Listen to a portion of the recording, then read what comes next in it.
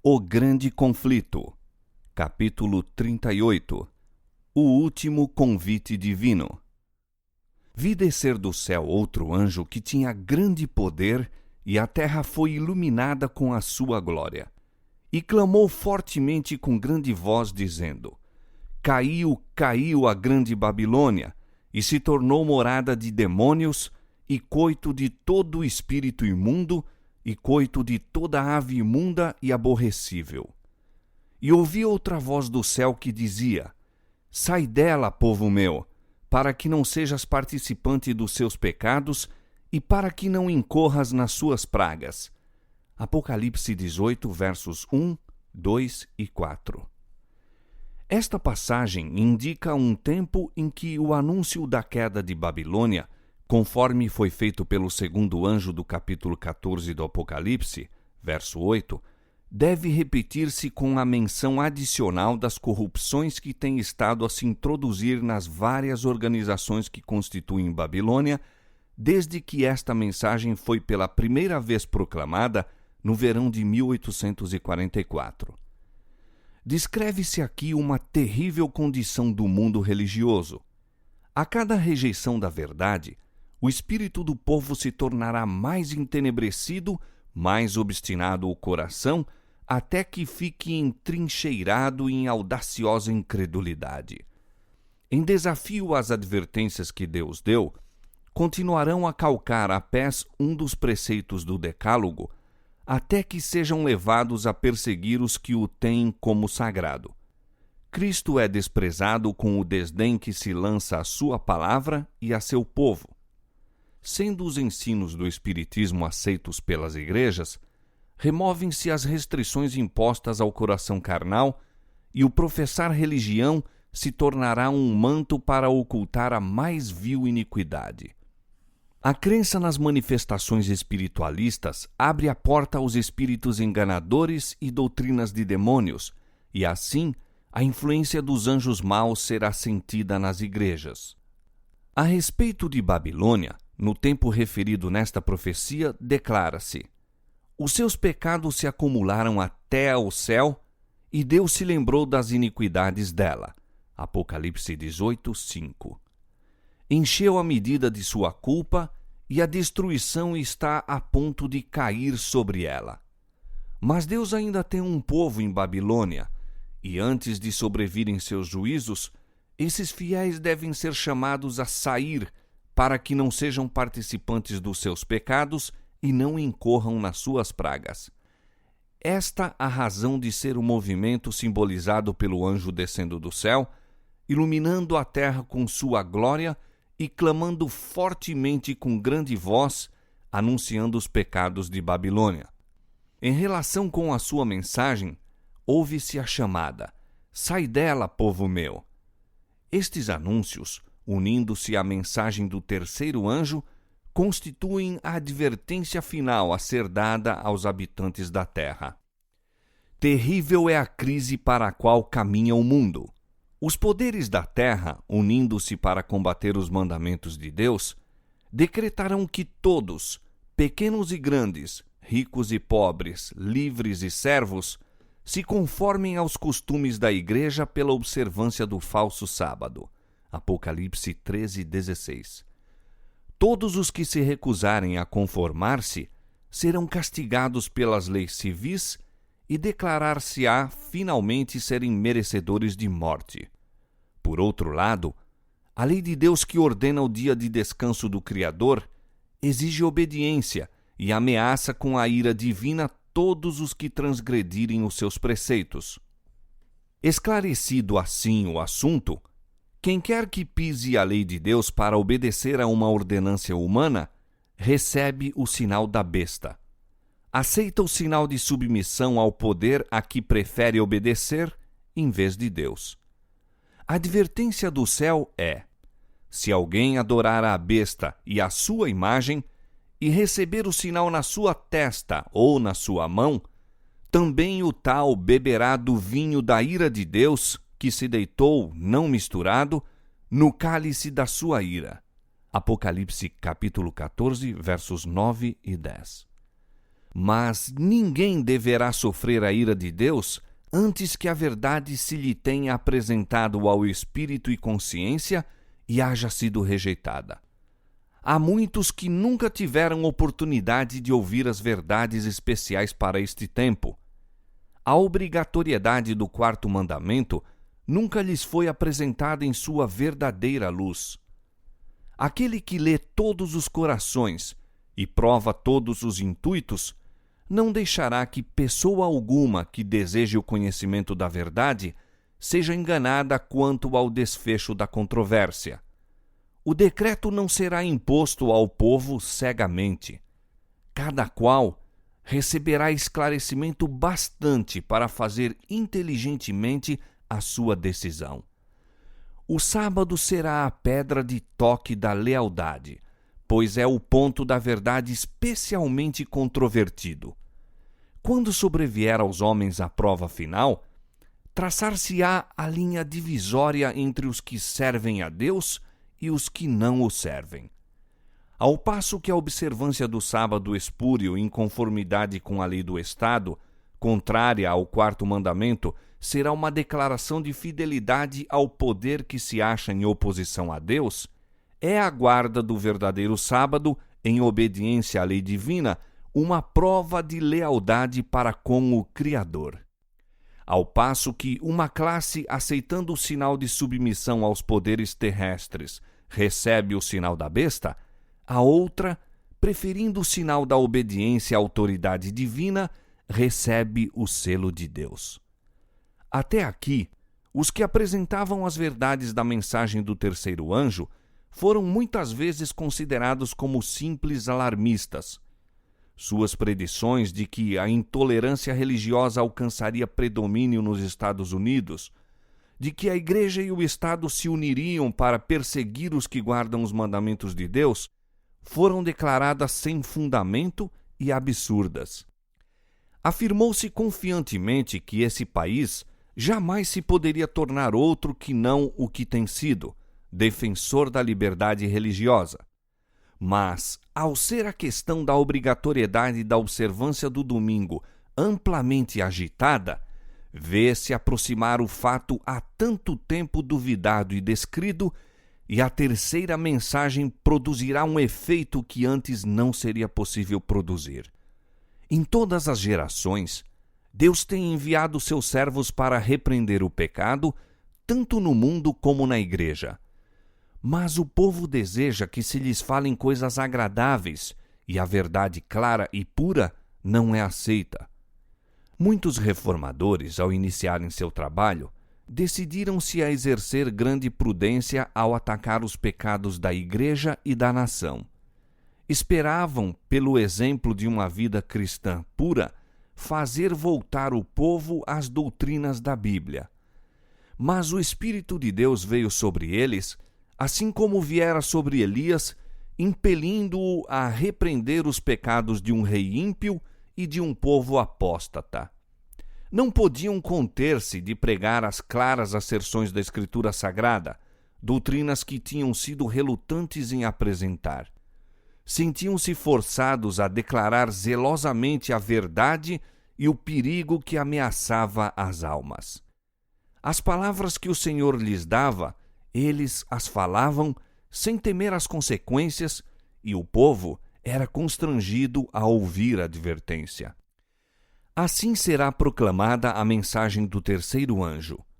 Ao chegar o tempo para que ela seja dada com o máximo poder, o Senhor operará por meio de humildes instrumentos, dirigindo a mente dos que se consagram ao seu serviço. Os obreiros serão antes qualificados pela unção de seu espírito do que pelo preparo das instituições de ensino.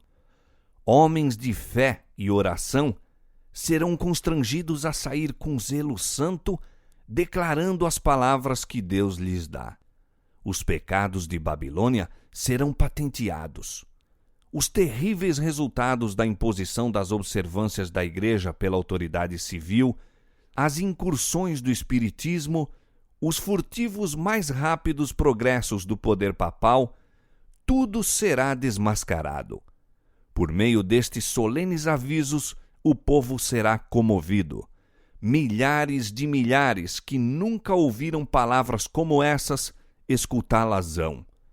Com espanto ouvirão o testemunho de que Babilônia é a igreja caída por causa de seus erros e pecados, por causa de sua rejeição da verdade enviada do céu a ela. Ao ir o povo a seus antigos ensinadores com a ávida pergunta: são estas coisas assim? Os ministros apresentam fábulas, profetizam coisas agradáveis, para acalmar-lhes os temores e silenciar a consciência despertada. Mas, visto que muitos se recusarão a satisfazer-se com a mera autoridade dos homens, pedindo um claro "assim diz o Senhor", o ministério popular, semelhante aos fariseus da antiguidade, cheio de ira por ser posta em dúvida a sua autoridade, denunciará a mensagem como sendo de Satanás e agitará as multidões amantes do pecado para ultrajar e perseguir os que a proclamam. Estendendo-se a controvérsia a novos campos, e sendo a atenção do povo chamada para a lei de Deus calcada a pés, Satanás entrará em ação. O poder que acompanha a mensagem apenas enfurecerá os que a ela se opõem. O clero empregará esforços quase sobre-humanos para excluir a luz, receoso de que ilumine seus rebanhos. Por todos os meios ao seu alcance, esforçar-se-á por evitar todo estudo destes assuntos vitais. A Igreja apelará para o braço forte do poder civil e nesta obra unir-se-ão romanistas e protestantes. Ao tornar-se o movimento em prol da imposição do domingo mais audaz e decidido, invocar-se-á a lei contra os observadores dos mandamentos. Serão ameaçados com multas e prisão, e alguns se oferecerão posições de influência e outras recompensas e vantagens, como engodo para renunciarem à sua fé. Mas sua perseverante resposta será: mostrai-nos pela palavra de Deus o nosso erro, a mesma que foi apresentada por Lutero sob idênticas circunstâncias. Os que forem citados perante os tribunais defenderão desassombradamente a verdade, e alguns que os ouvirem serão levados a decidir-se a guardar todos os mandamentos de Deus. Assim a luz chegará a milhares que de outra maneira nada saberiam destas verdades. A conscienciosa obediência à palavra de Deus será considerada rebeldia. Cegado por Satanás, o pai exercerá aspereza e severidade para com o filho crente. O patrão ou a patroa oprimirá o empregado que observe os mandamentos. A afeição será alienada, filhos serão deserdados e expulsos do lar. Cumprir-se-ão literalmente as palavras de Paulo: todos os que piamente quiserem viver em Cristo Jesus padecerão perseguições. 2 Timóteo 3:12. Como os defensores da verdade se recusem a honrar o descanso dominical, alguns deles serão lançados na prisão, exilados, e outros tratados como escravos. Para a sabedoria humana, tudo isto parece agora impossível. Mas, ao ser retirado dos homens o Espírito de Deus, o qual tem o poder de reprimi-los, e ao ficarem eles sob o governo de Satanás, que odeia os preceitos divinos, hão de acontecer coisas estranhas. Quando o temor e o amor de Deus são removidos, o coração pode tornar-se muito cruel. Ao aproximar-se a tempestade, uma classe numerosa que tem professado fé na mensagem do terceiro anjo, mas não tem sido santificada pela obediência à verdade, abandona sua posição, passando para as fileiras do adversário. Unindo-se ao mundo e participando de seu espírito, chegaram a ver as coisas quase sob a mesma luz, e, em vindo à prova, estão prontos a escolher o lado fácil, popular. Homens de talento e maneiras agradáveis, que se haviam já regozijado na verdade, empregam sua capacidade em enganar e transviar as almas. Tornam-se os piores inimigos de seus antigos irmãos. Quando os observadores do sábado forem levados perante os tribunais para responder por sua fé, estes apóstatas serão os mais ativos agentes de Satanás para representá-los falsamente e os acusar, e por meio de falsos boatos e insinuações, incitar os governantes contra eles. Neste tempo de perseguição, provar-se-á a fé dos servos do Senhor. Deram fielmente a advertência, seguindo tão somente a Deus e sua palavra. O Espírito Divino, atuando em seu coração, constrangeu-os a falar. Estimulados por um santo zelo e forte impulso divino, cumprem seu dever sem deter-se para calcular as consequências de falar ao povo a palavra que o Senhor lhes dera. Não consultaram seus interesses temporais, tampouco procuraram defender sua reputação ou vida. Todavia, quando a tempestade da oposição e vitupério irromper sobre eles, alguns, vencidos pela consternação, estarão prontos para exclamar: se tivéssemos previsto as consequências de nossas palavras, teríamos guardado silêncio. Acham-se cercados de dificuldades. Satanás os assalta com cruéis tentações. A obra que empreenderam parece muito além de sua habilidade para levarem a termo. Estão quase a sucumbir. Foi-se o entusiasmo que os animava. Contudo, não podem voltar. Então, sentindo o seu completo desamparo, se refugiam naquele que é poderoso em busca de auxílio. Lembram-se de que as palavras que falaram não eram suas, mas daquele que os mandou dar advertência. Deus lhes pôs a verdade no coração e não poderiam eximir-se de proclamá-la. As mesmas provações foram experimentadas por homens de Deus nos séculos passados. Wycliffe, Hus, Lutero, Tyndale, Baxter, Wesley insistiam em que todas as doutrinas fossem submetidas à prova da Bíblia, declarando que renunciariam a tudo que esta condenasse. Contra esses homens desencadeou-se a perseguição com fúria implacável. Não cessaram, todavia, de declarar a verdade. Cada um dos diferentes períodos da história da Igreja se tem distinguido pelo desenvolvimento de alguma verdade especial adaptada às necessidades do povo de Deus naquele tempo. Toda nova verdade teve de enfrentar o ódio e a oposição. Os que foram beneficiados por sua luz sofreram tentações e provações. O Senhor dá ao povo uma verdade especial quando este se encontra em situação difícil.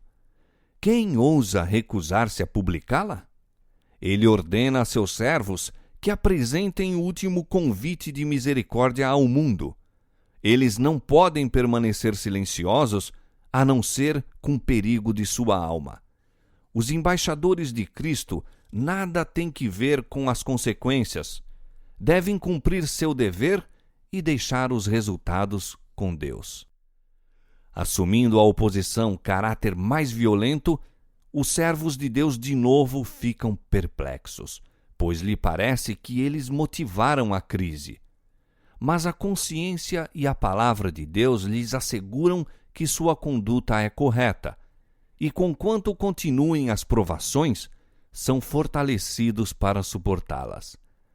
A luta se torna mais renhida e acirrada, mas a sua fé e coragem aumentam com o perigo. Seu testemunho é: não ousamos tentar alterações na palavra de Deus, dividindo a sua santa lei, dizendo ser essencial uma parte ou outra não, com o fito de alcançar o favor do mundo. O Senhor a quem servimos é capaz de nos livrar. Cristo venceu os poderes da terra. A recear-nos-emos de um mundo já vencido? A perseguição, em suas várias modalidades, é o desenvolvimento de um princípio que subsistirá enquanto existir Satanás e tiver o cristianismo poder vital. Ninguém poderá servir a Deus sem atrair contra si a oposição das hostes das trevas. Anjos maus o assaltarão, alarmados de que a sua influência lhes esteja arrebatando a presa. Homens maus, reprovados pelo seu exemplo, unir-se-ão àqueles procurando separar de Deus tal pessoa por meio de sedutoras tentações. Quando estas não surtem o efeito esperado, recorre-se ao poder compulsório para forçar a consciência. Mas, enquanto Jesus permanece como intercessor do homem no santuário celestial, a influência repressora do Espírito Santo é sentida pelos governantes e pelo povo. Essa influência governa ainda, até certo ponto, as leis do país. Não fossem estas, e a condição do mundo seria muito pior do que ora é. Conquanto muitos de nossos legisladores sejam ativos agentes de Satanás, Deus também tem os seus instrumentos entre os principais homens da nação. O inimigo incita seus servos a que proponham medidas que estorvariam grandemente a obra de Deus. Mas estadistas que temem o Senhor são influenciados por santos anjos para que se oponham a estas propostas com argumentos irretorquíveis. Assim, um pugilo de homens sustará poderosa corrente de males. A oposição dos inimigos da verdade será restringida a fim de que a mensagem do terceiro anjo possa efetuar a sua obra. Quando for dada a advertência final, prenderá a atenção das pessoas influentes por meio de quem o Senhor está agora a operar, e algumas delas a aceitarão e manter-se-ão com o povo de Deus durante o tempo de angústia. O anjo que se une na proclamação da mensagem do terceiro anjo deve iluminar a terra toda com a sua glória. Predisse com isto uma obra de extensão mundial e de extraordinário poder. O movimento adventista de 1840 a 1844 foi uma manifestação gloriosa do poder de Deus. A mensagem do primeiro anjo foi levada a todos os postos missionários do mundo e, em alguns países, houve o maior interesse religioso que se tem testemunhado em qualquer nação desde a reforma do século XVI. Mas isto deve ser superado pelo poderoso movimento sob a última advertência do terceiro anjo. Esta obra será semelhante à do dia de Pentecoste. Assim como a chuva temporã foi dada no derramamento do Espírito Santo no início do Evangelho para efetuar a germinação da preciosa semente, a chuva serôdia será dada em seu final para o amadurecimento da seara. Conheçamos e prossigamos em conhecer o Senhor, como a alva será a sua saída, e ele a nós virá como a chuva serôdia que rega a terra. Oséias 6, 3. E vós, filhos de Sião, regozijai-vos e alegrai-vos no Senhor vosso Deus, porque ele vos dará ensinador de justiça e fará descer a chuva, a temporã e a serôdia. Joel 2, 23. E nos últimos dias acontecerá, diz Deus, que do meu espírito derramarei sobre toda a carne. E acontecerá que todo aquele que invocar o nome do Senhor será salvo. Atos capítulo 2, versos 17 e 21. A grande obra do Evangelho não deverá encerrar-se com menor manifestação do poder de Deus do que a que assinalou o seu início. As profecias que se cumpriram no derramamento da chuva temporã no início do Evangelho devem novamente cumprir-se na chuva serôdia no final do mesmo. Eis aí os tempos do refrigério que o apóstolo Pedro esperava quando disse: Arrependei-vos, pois, e convertei-vos, para que sejam apagados os vossos pecados e venham assim os tempos do refrigério pela presença do Senhor, e envie ele a Jesus Cristo. Atos capítulo 3, versos 19 e 20. Servos de Deus, com o rosto iluminado e a resplandecer de santa consagração, apressar-se-ão de um lugar para outro para proclamar a mensagem do céu. Por milhares de vozes em toda a extensão da terra será dada a advertência. Operar-se-ão prodígios, os doentes serão curados, e sinais e maravilhas seguirão aos crentes. Satanás também opera com prodígios de mentira, fazendo mesmo descer fogo do céu à vista dos homens. Apocalipse 13:13. Assim, os habitantes da terra serão levados a decidir-se. A mensagem há de ser levada não tanto por argumentos, como pela convicção profunda do Espírito de Deus. Os argumentos foram apresentados. A semente foi semeada e agora brotará e frutificará. As publicações distribuídas pelos missionários têm exercido sua influência. Todavia, muitos que ficaram impressionados foram impedidos de compreender completamente a verdade ou de lhe prestar obediência. Agora, os raios de luz penetram por toda a parte. A verdade é vista em sua clareza e os leais filhos de Deus cortam os liames que os têm retido. Laços de família, relações na igreja são impotentes para os deter agora. A verdade é mais preciosa do que tudo mais. Apesar das forças arregimentadas contra a verdade, grande número se coloca ao lado do Senhor.